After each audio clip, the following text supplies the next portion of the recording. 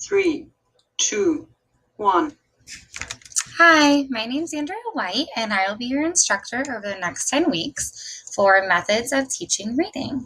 I wanted to make a quick video for you just to welcome you to the course and kind of walk you through a couple things in the course.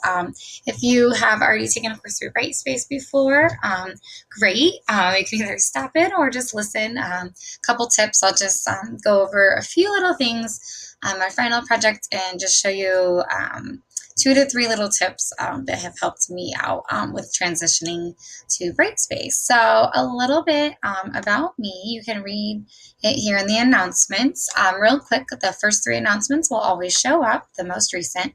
If you click on course menu, and if you click on announcements, you'll get to see all of them. There's a late policy announcement and a writing announcement with some kind of tips and links to help you with writing and the dreaded APA format. So, if you have issues with it, please let me know.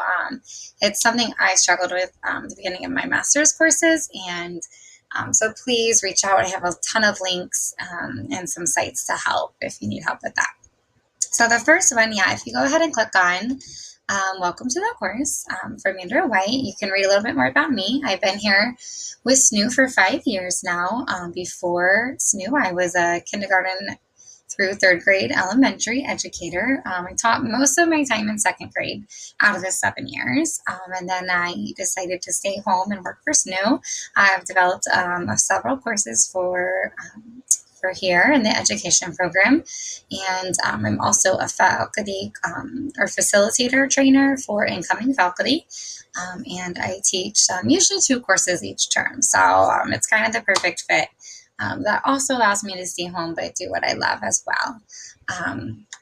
So kind of read through there. We have my husband and I have 3 boys, Parker, Hunter, and Cooper. They're 8, 6, and 4. And this is my husband, Pete. We just got back actually a few days ago from Hilton Head, one of our favorite places, to vacation. So that was fun. My husband's also an educator. He teaches art at our local middle school. So I think he's on his 16th year of teaching. So, and his parents are both educators. So it's kind of a fun, I'm married into an educator family. So like I said, you can kind of read through that. It goes through the textbook. If you have any problems ordering it, just let me know. Make sure to read it. I get some tips. Here's how to access the Brightspace app. If you're an iPhone user, I use it sometimes. Looking at the discussions especially can be really helpful to help me stay afloat on those. So you can kind of read through that, help you get started. So what you're going to want to do first, let me go back real quick. So our final projects, we have a final project in here. And if you've taken a course before with SNU, you'll know that you have milestones that work up to your final project, which is basically a combination of all the milestones.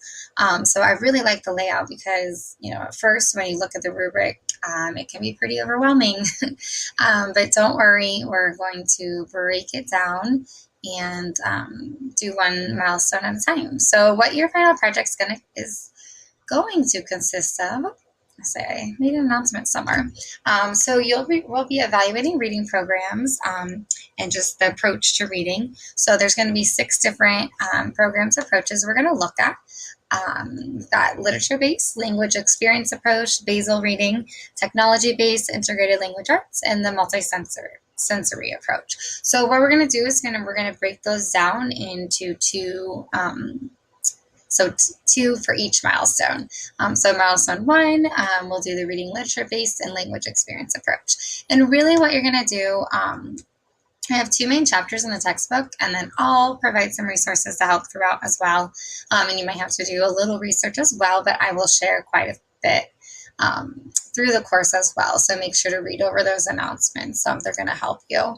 But basically what you're going to do for each approach, we're going to evaluate it, and you're going to kind of lay it out, what you find, and things like that. So, real quick, check out the rubric right here. That'll lay it out in more detail. And then I will also, each week, I'll post, what the milestone's about and what you do. But it's basically the same format for each milestone. It's just two different approaches that you are going to evaluate. So I'll get this up. But I'm a firm believer, really look at the rubrics. I'm not a surprise grader. I go right straight from the rubric. So if you follow the rubric, you're going to get an A+. So like I said, there's no surprises when I grade.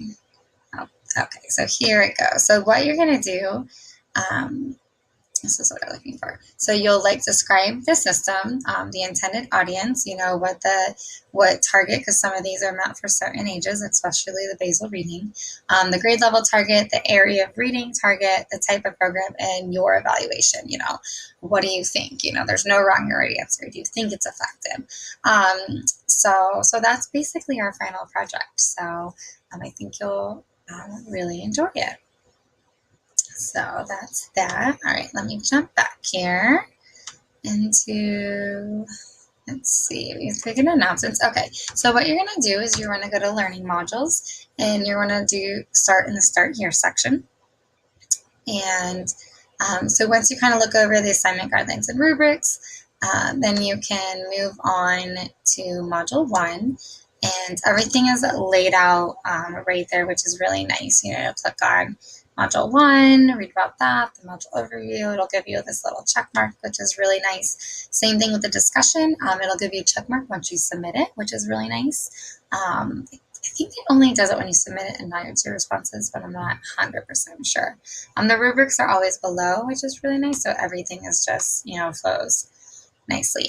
First week, the only thing that's to do is the discussion board. And then this is non-graded, but it'll be due next week. So, you can get a head start on it. And then this is also non-graded, and it's just, to review our critical tasks. And like I said, make sure to follow my announcements. I'll always do, after the first week, I'll do 3 a week. I'll release one on Sunday for the beginning of the week, Wednesday, and then Saturday to wrap it up. So make sure to use those. All right, I've got 2 more quick things. So when you submit an assignment, I'm in instructor mode, so I can't go to it, but you'll click on your grades, and then it'll show you your grade. And then if there's a rubric attached, which there should be on all of them, it'll say view graded rubric. So click on that, and then you can see the categories and the feedback in there. That's for the discussion boards. For your assignments, you're going to have to click on assignments, and then you'll be able to click on your paper to see my inline feedback, and then my written feedback as well. One more quick tip here. 2 more real quick. So the calendar, there's a calendar linked here. So if you click on the calendar, you'll be able to see what's due. It's really nice. I really like it as well, because if I'm teaching a few courses, it kind of keeps everything adjusted. So you see in the blue dots, it's when we begin, and then they'll do all the due dates. So that's really nice. So my last thing here, and we've got our student services up here as well.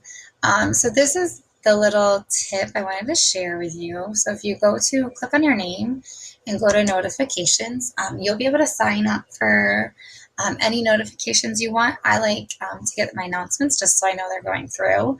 I also sign up for the general questions discussion board. You'll go to course menu discussions, general questions, and then there's this little subscribe star. I'll show you here in just a second. But what you have to do first is you have to click on it. You can put in your cell if you want up here, and you can get text message. I just do email because my email is to my phone. But you can click on anything you want. Like I said, I do announcements and the discussion. But if I were a student, I would probably click on when my grade item was released. So then I would know, my feedback's done, I can go in and see it. So I think that's really handy. So I'm going to show you real quick the subscribe, and then I'll stop talking. So yes, go to discussion. So all our discussions are in one area. And then what you're going to do is click on general questions. And then there is this little star right here.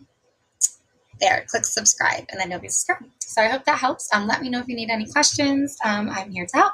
Thanks.